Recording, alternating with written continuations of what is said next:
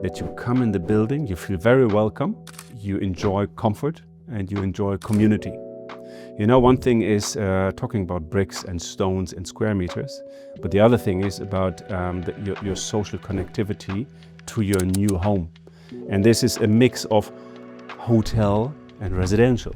Hello, I'm Diego. I'm here in Frankfurt with Matthias from Greystar. Matthias, before we start, can you please give us a little bit of background of your role at Greystar here in Germany? I took over the role being head of Germany, managing director of Greystar just 1 year ago. Before that, I had a few different roles, like at GRI, I was managing international capital and capital flows between cross-border transactions. But originally, I'm coming from residential. So I was working for Wilmar, being a residential developer, and I always was in contact with residential properties. So I came back, so to say, into that business.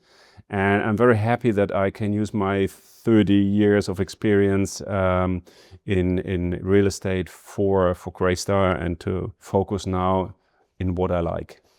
Great. And how much do you, as you are a high-scale company, how do you operate with local developers in Germany? It feels a bit like a startup company because we are in our corporate just with 16 guys and girls.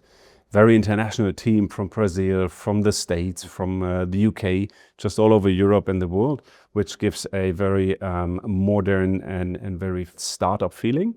But we have a huge machine behind us. So it's a global company. We are collecting global money to invest. It's value-add capital. My company is managing more than 1 million apartments worldwide. And still it has a touch of a family office. You know, it's an owner-operated company. Our owner, he's in Charleston, it's Bob Faith, and he's every week in the investment committee meetings. We are discussing one-on-one to him, and it's a lot about learning, a lot about working together. For Germany, we are linked in a matrix structure to our Dutch office. And I worked for 20 years in the Netherlands, and the big difference is to Germans, we sit down and find a solution. When you bought a piece of land, there's no way back. So complaining about the past doesn't make any sense. So we're sitting together, how can we solve the issue? And you always have issues when you're a developer. And this is what is very fruitful, and we are learning a lot from each other.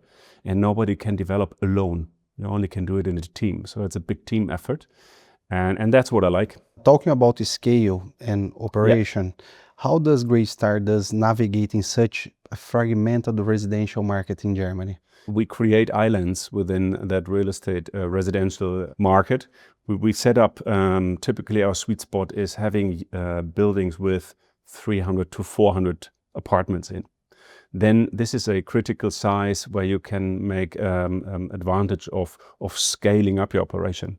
We have always employees on site, a technical employee, a community manager, an accountant. So we have a dedicated team which is just responsible for that one building. They assure that you have, that's a little bit the American way of living, thinking, that you come in the building, you feel very welcome, you enjoy comfort, and you enjoy community. You know, one thing is talking about bricks and stones and square meters, but the other thing is about your social connectivity to your new home. And this is a mix of hotel and residential. You know, you come to a hotel and it's the same. You feel a little bit welcome, and this is what our staff on site is doing. You know, Irina, my colleague in Hamburg, she did the letting of the full building, I think 300 some apartments. And she knows every name of every tenant because she signed every lease contract with them. So when they come home or when they leave the building, she says hello and goodbye and welcome back. And she's organizing happenings, events, wine tastings, whatever. She's inviting the whole community. And then it's up to you if you want to be connected to your neighbors or not. And as she says, about 50% of the tenants are always coming. And that says a lot. It's really a community, and that's what it's all about. It's not about the bricks and stones and the square meter rent or whatever. It's about the full package. You're coming there to live. and not to organize your own furniture, which you throw away after a year. It's not about waiting for your Wi-Fi connection for weeks or discussing with a electricity provider. You just come with your suitcase and you live there, and that's it. Easy onboarding and easy offboarding as well. So when you say after a year, okay, my job is done, I'm going to my next job or next company, I'm leaving the country or the city, it must be easy and comfortable.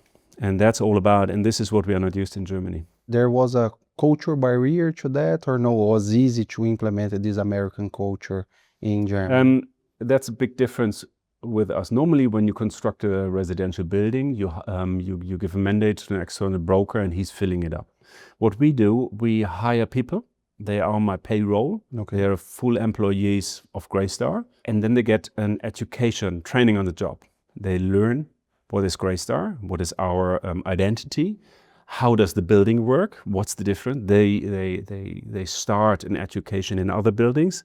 And as soon as our asset is done, ready for letting, then they start to work there. So the qualification is much higher. The background by more than 90% of these colleagues is hotellerie.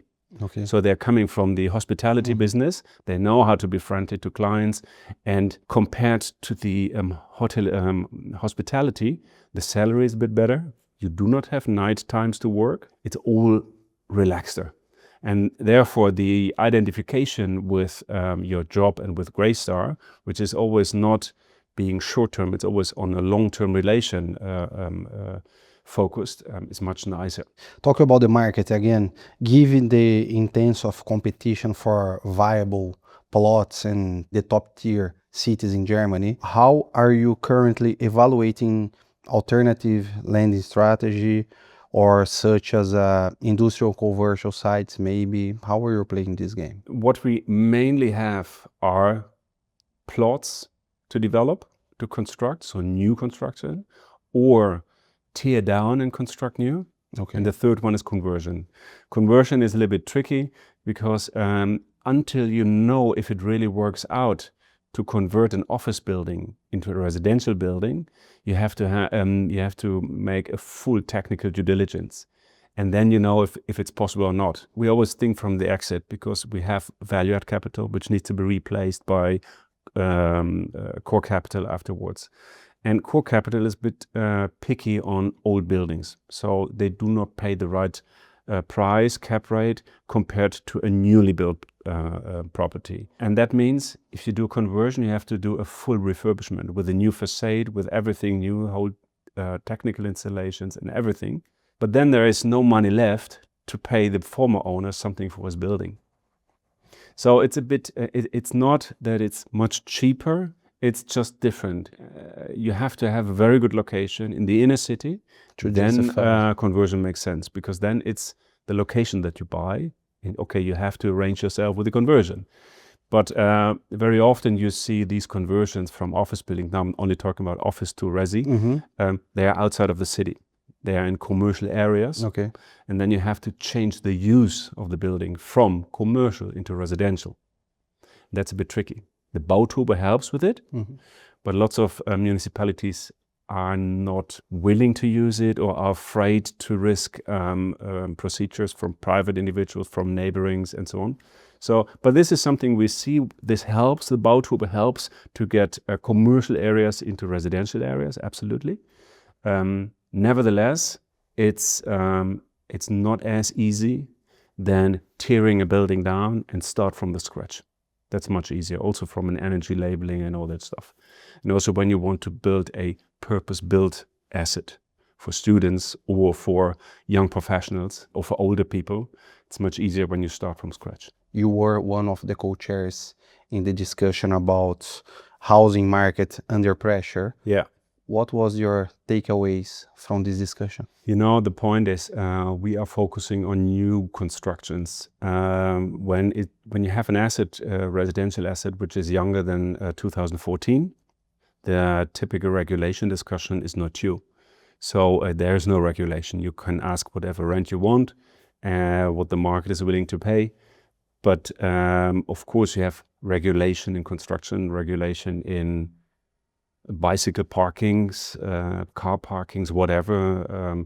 My key takeaways, in the end, we only can solve the residential pressure, the pressure on the resi market in the cities by creating new apartments.